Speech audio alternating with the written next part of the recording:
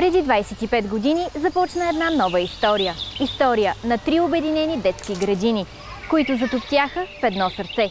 Как стана това? Ето така.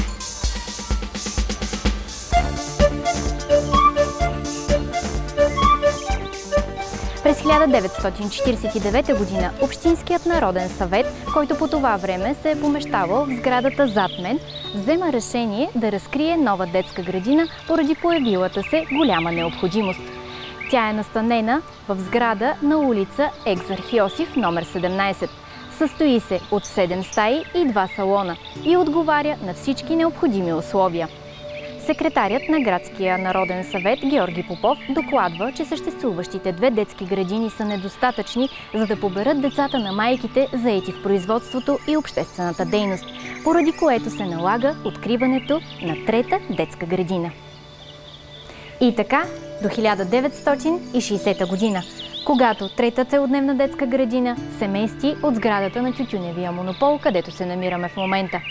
В архивите пише: миришеше ужасно на тютюн в сградата на Пушков. Най-зле бяха 1-та, 2-та, 3-та и новата заводска градина. 1-та и 3-та детски градини са в обикновени къщи за живеене, а едната група спи в таванско помещение без осветление. 3-та целодневна детска градина се помещава в частна жилищна сграда на улица Асен Златаров, като при капацитет на една нощуваща група 25 деца са приети 27 от 3 до 6 годишна възраст. Няколко години по-късно детското заведение е закрито, но е построена нова сграда в квартал Тракия, където съкратеният персонал бива назначен отново. Директори в новата сграда са Райна Цанева, Стойна Великова и Недялка Тушева. Отваря врати през 1971 година и приема името Слънчево детство. През 1964 година се поставя първата копка за следващата шуменска детска градина. Това е първата двоетажна сграда в квартала. Целодневна детска градина номер 13 Радост е открита през 1966 година в специално построена сграда с 4 просторни групи. Пръв директор е Райна Цанева, а след това Гинка Николова, Добринка Маринова, Атанаска Добрева. Поради необходимост са открити още 2 групи, които след повече от 10 години работа, поради намаляване на необходимостта, биват затворени. Градината е известна в цялата страна с активната си работа за двигателна активност и физическо възпитание. Учителите изнасят редица открити моменти пред методически обединения и пътуващи семинари. Открит е най-добрият към момента детски комплекс за спорт с игрища за футбол, волейбол, баскетбол, лека атлетика и тенис на маса. Функционира и първият в града басейн, специално направен за децата от тази детска градина. Тя е базова към Висшия педагогически институт и е многократно награждавана за активна работа. Изкарала съм 15 години щастливи в тая детска градина. Весели с децата. И най-приятното нещо, когато трябва да нарисуваш за някой празник, една хубава картина с детската ръчичка. На 27 февруари 1974 година отваря врати целодневна детска градина номер 25 Червената шапчица. За нейното построяване и обзавеждане средства са вложили няколко предприятия: месокомбинат Родопа, ЗИ-1, мебелен завод Август Попов и консервен комбинат Тодор Петков.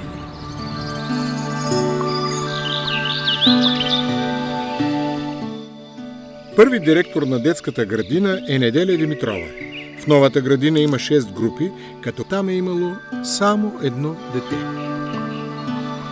Само след няколко месеца градината се оказва тясна да побере всички желаещи деца, затова започва строеж на още 2 тухлени сгради с още 4 групи. За директор на новата 25-та градина е назначена Ангелина Стефанова. Градината разполага с 10 групи с капацитет 250 деца, но в определени моменти те са достигали до 350. През месец юни 1983 година начело на целодневна детска градина номер 25 застава Венета Бучукова. През същата година вече се обсъжда идеята за работа на тема «Децата и безопасното движение по пътищата». Детското заведение и до днес се помни. като първото, което започва активна работа за обучение за безопасно поведение на пътя при деца от детската градина.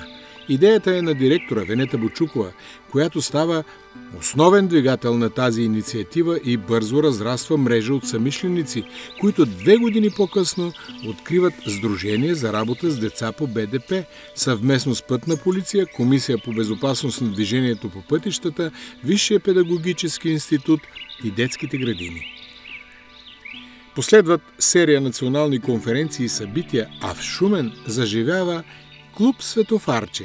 Създадена е първата площадка по БДП с надлези, пешеходни пътеки, тротуари, на която, освен че се обучават деца, е заснет професионален филм от киностудия Бояна, представен на фестивала в Карлови Вари. Детското заведение е първото базово към Висшия педагогически институт.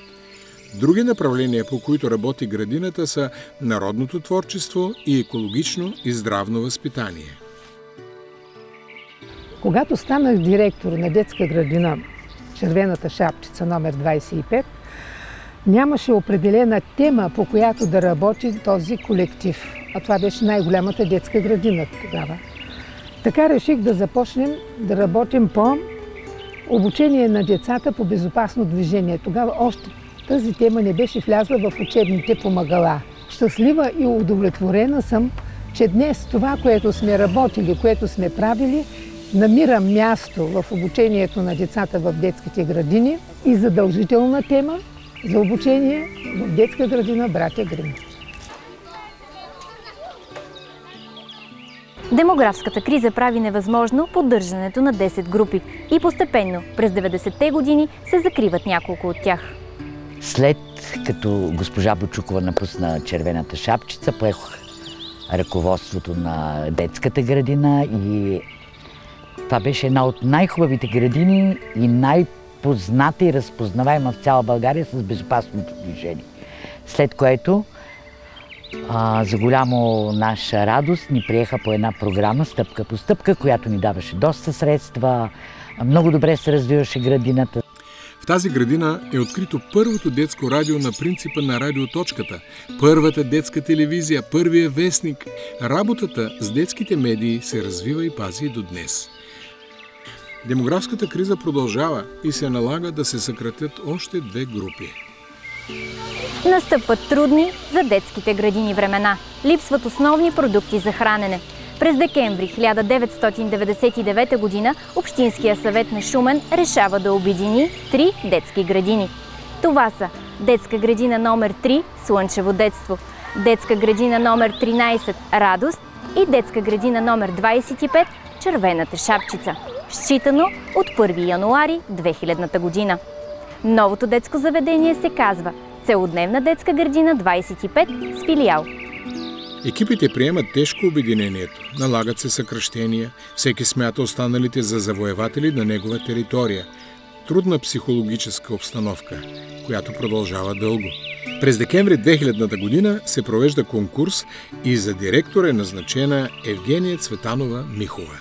За мен беше предизвикателство да стана директор на това обединено детско заведение, което беше направено с решение на Общинския съвет, но приех предизвикателството и не съжалявам, защото прекрасният екип, който формирахме, постигна много. Тя се старае да запази традициите от 3 детски градини и заедно с екипа планира инициативи за физическо здраве, фолклор и детски медии. Продължава работата по програма Стъпка по стъпка и за безопасност на движението по пътищата. Прави се пак детско радио и вестник. Той излиза веднъж на 2 месеца в няколко последователни години. Детската градина е с капацитет 200 деца, но и до днес има повече, като в годините са стигали до 236. През 2001 година екипът решава да именува детската градина и след обсъждане предлага на Общинския съвет да одобри името Братя Грим. Защо? Защото четенето е важно за развитието на детето, а слушането на приказки възпитава и развива добродетели. Братя Грим имат много приказки, които дават възможност за обучение чрез тях. До този момент няма детска градина с това име. Кръстница на детската градина става тогавашната посланничка на Федерална република Германия, нейно превъзходителство Урсула Зайлер Албринг, която на 16 май 2001 година пристига в детската градина и с празнична церемония дава звучното име. Тя идва още веднъж, на следващата година, когато е даден стартът на първия по рода си детски театрален фестивал от и за деца от предучилищна възраст по приказки на братя Грим. Той се провежда и до днес на всяка четна година и една от визитките на новата целодневна детска градина 25 братя Грим. Революционното към този момент решение да се приема участие на запис се вижда несериозно и част от ръководството на общината не обръща голямо внимание на събитието, но то се оказва работещо, търсено и добива авторитет. 20 години преди COVID-пандемията градината е дала възможност за дистанционно участие, което днес се приема за нормалност. През 2007 година децата изработват новогодишни картички и ги изпращат на Европейската комисия, за което получават поздрави от тогавашния председател Жозе Мануел Барозо. Това е моментът, в който градината разбира значимостта на европейското ориентиране и започва контакти с европейски партньори. Така през 2006 година се ражда първия Етуининг проект, награден през следващата година с национален и европейски знак за качество, а в Букурещ получава и приза на годината. През 2007 година започва и първият проект за мобилност, подготвителна визита в Италия, а на следващата година е първият проект по програма Коменски. Градината приема 5 поредни асистента по тази програма. Всички от Италия, които учат децата и учителите на италиански и английски език. Започва бурно развитие на проектната дейност и към момента градината има партньори във всички страни на Европейския съюз.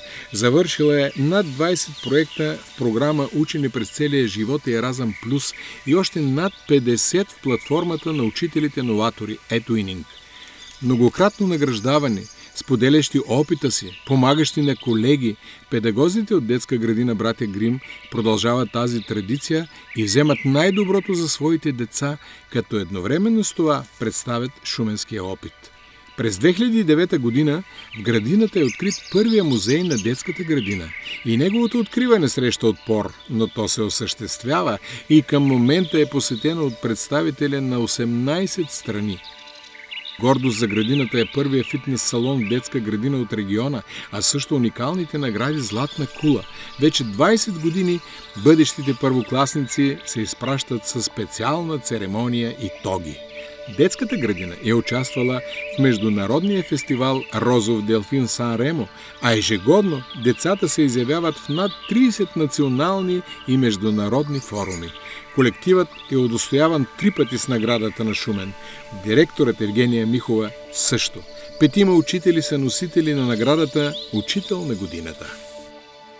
От 2016 година детското заведение работи по своя програмна система, в основата на която стои програмата стъпка по стъпка. Но заедно с това има и елементи на Монтесори и Валдорф. Съвременните технологии присъстват ежедневно в работата на екипа, но в баланс с здравословния начин на живот. Европейският дух се развива, но се пазят и традициите, като веднъж на 2 години се организира общоградински събор с традиционна софра. В тази богата история всеки служител е оставил отпечатък и върху него стъпват младите ни педагози, ентусиазирани, мотивирани, подготвени. За нас, детска градина братя Грим, всяко предизвикателство е възможност за надграждане, за модернизация и повече опит. Тук традициите срещат иновациите. Тук се следва традицията на Шумен за първите. Тук всяко дете влиза плахо заради разделата с мама и татко, но излиза уверено, подготвено за училище и живота, с открит талант, който да развива. Децата могат да експериментират, да грешат, да обичат, да играят и през всичкото това време да учат. Ние сме водещо детско заведение с много европейски проекти, много пъти сме били първи и това е наистина гордост за мен, но още по-голяма гордост е това, че ние не само подготвяме децата за училище, а ние ги подготвяме и за живота. И за това разчитаме много на родителите, те са винаги с нас и най-важното възпитаваме добродетели като доброволчество, милосърдие, толерантност, приятелство, защото в днешния век, в днешното съвремие това е изключително важно. Семействата тук са пръв помощник. Заедно се планират инициативи. Семействата и родителите участват активно в живота на детското заведение. Екипът се квалифицира постоянно, както на национално, така и на международно ниво. Това е важно, за да знае къде е и какво може. Пожелавам на този колектив, както преди бяха добре с работили, да продължават по този начин, да бъдат весели, да бъдат единни и градината да расте. Пожелавам на настоящия екип здраве, вдъхновение и да продължава да раздава хубав опит и на останалите млади колеги. Винаги да са в първите редици. Благодаря на целия екип за ентусиазма, с който работи и пожелавам и за напред здраве на всички и да бъдем все така сплотени и да постигаме нови резултати.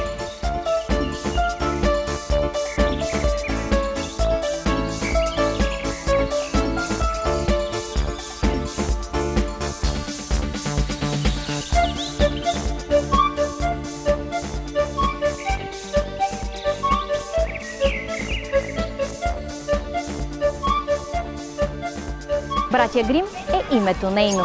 В него има нещо чудодейно. Всеки ден с обич се преплита. Всеки ден с любов отлита.